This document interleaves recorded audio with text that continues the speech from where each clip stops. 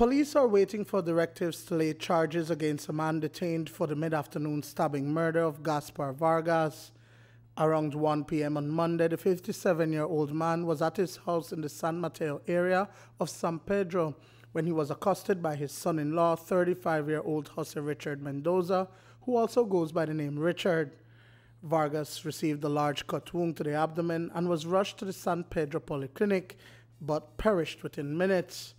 Alma Vargas says she was at work when she got the call that her husband was hurt. By the time she got there, Gaspar was already dead. Pues yo estaba trabajando cuando recibí una llamada por Messenger de mi hija Mariana que me decía, mamá dice mi papá se le. I was working when I received a call through Messenger from my daughter Mariana, who said, "Mom, my father's guts are out." But I thought that because he was working and can't work hard because he has a big hernia, I thought that it burst. So I called my boss and I told her I had an emergency.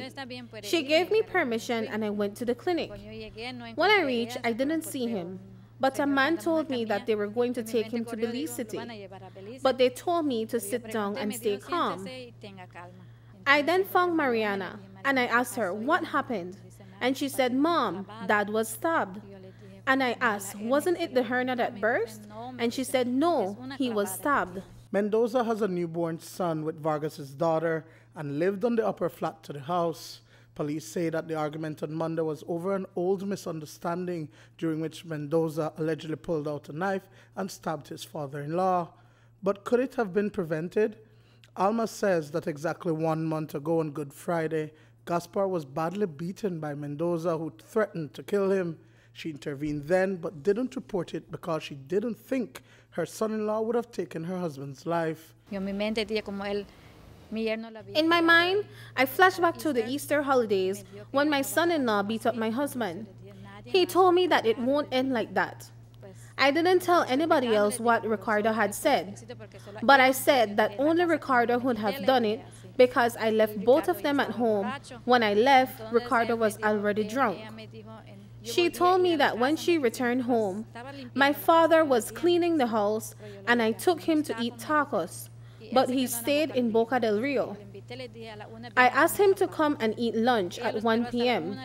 She waited. She made fish for him, but he never came. She then received a call that her dad's guts were out, but she too didn't think that it was a stabbing. Until she reached the polyclinic, she found out that he was stabbed and his guts were out. When we reached, he was already dead. Alma says she's hurt because her husband of 38 years was killed inside their home where he should have been saved. In my house. In my own house. All my life, my husband told me that he doesn't drink outside because he doesn't want anyone to kill him in public. In my house, no one will harm me. I buy my rum and I come home and drink and nothing will happen to me in my house. But he didn't know that his killer was inside my house. News 5 is informed that Mendoza has given police a caution statement on what transpired. Duane Moody for News 5.